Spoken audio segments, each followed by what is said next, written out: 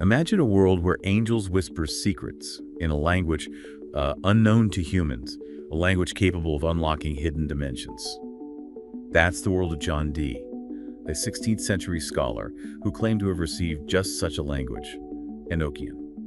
Today we're diving into the mystery of John Dee and the Enochian Code, using historical records and scholarly analysis, and of course, a healthy dose of curiosity. It's intriguing because we're not simply looking at folklore. We're examining John Dee, a scholar who advised Queen Elizabeth I and his quest to unravel the secrets of the universe through Enochian magic. Absolutely. And get this, the heart of Enochian magic is a set of magical grids called the Great Table, kind of like a cosmic game board with different elemental realms and beings. Sure. Did they believe they could actually access these realms? Dee believed that by using these grids, along with specific rituals and invocations, they could interact with these realms and beings. Okay, let's unpack this, starting with John Dee himself. This guy was a true Renaissance man, mathematician, astronomer, astrologer, you name it. But why would someone of his stature be interested in the occult? It's important to remember that during the Renaissance, the lines between science and magic were much blurrier than they are today. Dee, like many of his contemporaries, believed that the study of the natural world and the spiritual realm were intertwined. He was particularly interested in the idea of angelic contact, believing that angels held the key to unlocking profound knowledge about the universe. So he wasn't just dabbling in magic for fun, he saw it as a legitimate path to knowledge. Precisely. He was on a quest to recover what he believed was lost wisdom, using both scientific methods and magical practices to explore the hidden workings of the cosmos. That's fascinating. So where does Edward Kelly fit into all of this? Edward Kelly. He was Dee's scryer, a kind of medium who would gaze into a crystal ball and supposedly receive messages from angels while in a trance. Hold on, he was actually talking to angels through a crystal ball. What kind of messages were they receiving? That's where things get really interesting. According to Dee's meticulous records, Kelly began receiving visions in 1583 that led to the discovery of the Enochian language. It started with the alphabet, a system with 21 unique letters completely different from any known language. A whole new alphabet. That's incredible. Did they ever figure out what those letters meant? Deciphering the Enochian language has proven to be incredibly challenging even for modern scholars. But here's what we do know. The alphabet was just the beginning. Kelly also received visions of the Liber Loagath, which translates to Book of Speech from God. Wait, so they had a book written in this angelic language. What was in it? Imagine this. The Liber Loagath contained 49 massive grids of letters. Picture 49 rows by 49 columns, each filled with Enochian characters. And get this, each of these tables was double-sided, so there were actually 98 tables in total. Wow, that's mind-boggling. Sounds like they were staring into some kind of cosmic spreadsheet. But if the angels gave them this book, surely they must have explained what it meant, right? That's what makes it so intriguing. According to Dee and Kelly, the angels never provided a complete translation for the Liber Loagath. They claimed it contained profound secrets, but those secrets remain locked within those enigmatic grids. So they had an alphabet and a book filled with cryptic symbols. What did they actually do with this Enochian language? That's where the 19 angelical keys come in. These are potent invocations like ritualistic calls written in Enochian and designed to open what Dee believed were gates to different spiritual realms. Okay, so now we're talking about actually interacting with these otherworldly realms. How did that work? They believed these keys, when recited in the proper ritualistic context, could allow them to communicate with angels, gain access to hidden knowledge, and even influence events in the physical world. So the keys were like tools, or maybe even weapons in this system of magic. Yeah. What did these realms look like? What exactly were they accessing? They used these keys to explore what they called the 30 ethers, a series of spiritual planes or realms, kind of like a spiritual ladder, leading up to higher levels of consciousness. Think of it as a map of the spiritual universe, with each ether representing a different level of existence. They were literally mapping out other dimensions. That's wild.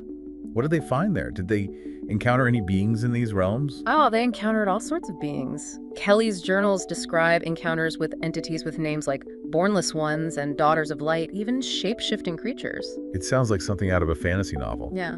Were these encounters friendly, or were there dangerous elements as well? Kelly describes some of the beings as benevolent, others as terrifying. It seems each ether presented its own unique challenges and opportunities. So it wasn't all sunshine and roses in these other realms? Sure. There were risks involved?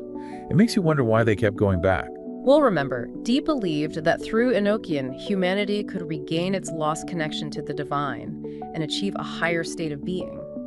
He saw it as a path to enlightenment and even mastery over the natural world. The risks were outweighed by the potential rewards. That makes sense. But it's hard to wrap my head around this idea of a magical system being a path to enlightenment. How did that work? Remember those angelical keys we talked about? Well, they weren't just for opening gates. They were also believed to contain encoded messages or even instructions for spiritual transformation. It was like a spiritual instruction manual hidden within a magical language. So Dee was on a quest for knowledge, but also for personal and spiritual growth. I'm curious about the Great Table. We mentioned it before, but what role did it play in their system? Think of the Great Table as the centerpiece of their magical operations, a symbolic representation of the universe and the forces at play within it. It contained 4 tablets, each representing one of the classical elements: earth, air, fire, and water. So it was like a map, but instead of physical locations, it represented these elemental forces. What did they do with this map? They used it to navigate the different realms and to understand the relationships between the various spiritual beings associated with each element. You see, the Great Table wasn't just about the elements themselves, it also depicted an elaborate hierarchy of spiritual beings. A hierarchy? You mean like a ranking system? Exactly. Think of it as a celestial org chart. Within the Great Table, you had kings, elders, angels, cherubim, all arranged in a specific order. Hold on, I'm trying to picture this. We've got these grids with letters, and now there are kings and angels on a giant game board. How did all of this fit together? Well, Dee believed that by understanding the relationships between these beings and their corresponding positions on the Great Table, they could tap into specific energies and achieve their magical goals. For instance, they might invoke a particular angel associated with a certain element to gain insight into a problem, or to influence events related to that element. So it wasn't just about summoning random angels. It was about understanding their roles and how to work with them within this larger system.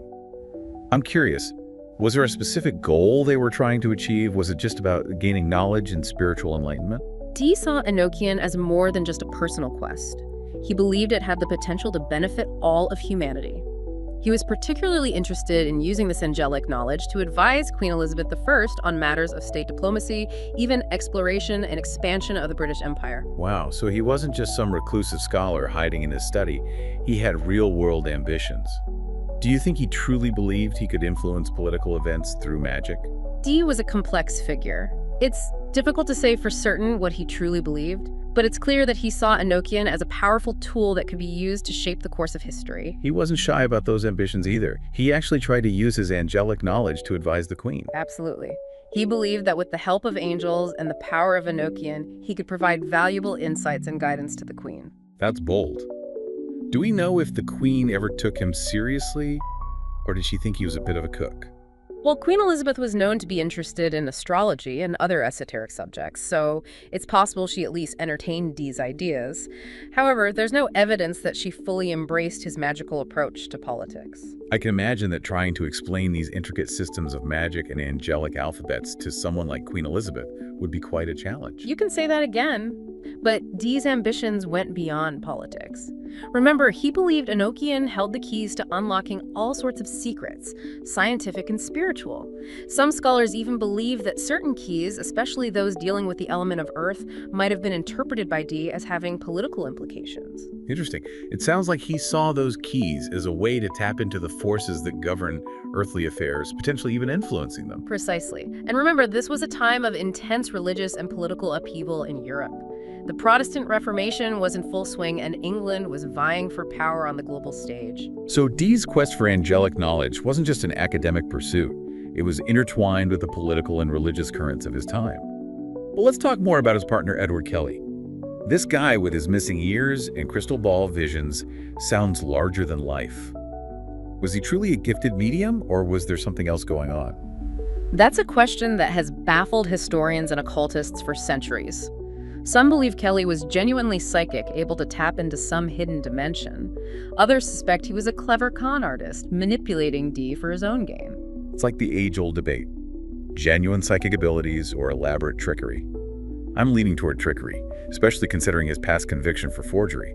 It sounds like he had a talent for deception. It's certainly possible. However, Kelly's scrying sessions were incredibly detailed, with elaborate descriptions of angels' realms and even complex systems of magic. It's hard to imagine someone fabricating all of that. Maybe he was a bit of both. Maybe he had some genuine abilities, but also embellished them to make himself seem more impressive.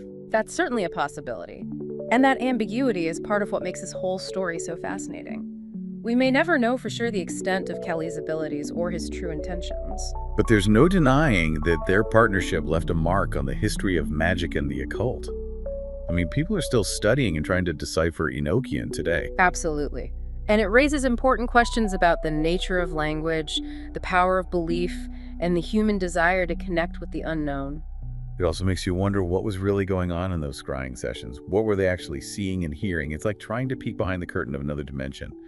What did they claim to see and hear during these magical explorations?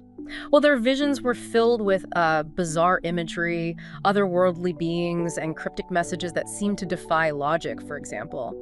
Kelly described vast landscapes, celestial cities, even what seemed like glimpses into other dimensions. So they weren't just seeing angels in a void, they were experiencing entire worlds. What was Dee's reaction to all of this? Dee meticulously documented all of Kelly's visions and experiences in his journals.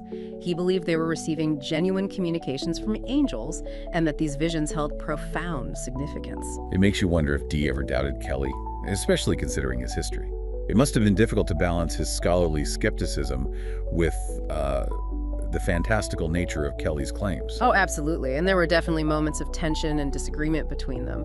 But Dee seemed convinced that the Enochian system, despite its strangeness, held the key to unlocking profound truth about the universe. It's a reminder that even the most brilliant minds can be captivated by the allure of the unknown. But let's talk about the content of these angelic communications. What kind of knowledge were they receiving? Was it practical information or more mystical and spiritual? It was a mixture of both. Some of the messages seemed to offer guidance on practical matters like alchemy or navigation. Others were more philosophical and spiritual, dealing with concepts like the nature of God, the origin of the universe, and humanity's place in the cosmos. So they were receiving a cosmic education, covering everything from the practical to the profound. It makes you wonder how they interpreted and applied this knowledge. That's one of the biggest challenges for modern scholars studying Enochian. The language itself is complex and difficult to decipher, and the messages are often cryptic and open to interpretation. It's like trying to solve a puzzle with missing pieces. We have these intriguing fragments of information, but the full picture remains elusive. Did they ever find what they were looking for? Did they achieve that higher state of being Dee was striving for? It's hard to say for sure. Dee continued his studies and experiments with Enochian until his death in 1608. Whether he achieved his ultimate goals is a matter of debate. Some believe he was ultimately disillusioned, while others maintain that he remained convinced of the system's validity. So even at the end of his life, the mystery of Enochian remained unsolved. What a fascinating story. What do you think is the most enduring legacy of John Dee and the Enochian Code? I think it's a testament to the enduring power of human curiosity and our relentless desire to understand the universe and our place within it. Dee's quest for knowledge, however unconventional, reminds us that there are always new frontiers to explore, both within ourselves and in the world around us. It also challenges us to consider the boundaries of science and spirituality. Even in our modern scientific age, there's still a part of us that's drawn to the mysteries of the unknown. Absolutely. And whether you believe in the supernatural claims of Dee and Kelly or not, their story encourages us to keep an open mind and to never stop asking questions. After all, who knows what secrets might be waiting to be discovered if we just dare to look beyond the ordinary. And maybe even learn a new alphabet or two along the way. For those of you intrigued by this deep dive into the world of John Dee and the Enochian Code, we'll have links in the show notes to resources where you can explore further. There are scans of Dee's original manuscripts, scholarly analysis, even modern interpretations of Enochian magic. Happy exploring, and remember, sometimes the most incredible journeys lead us to unexpected destinations.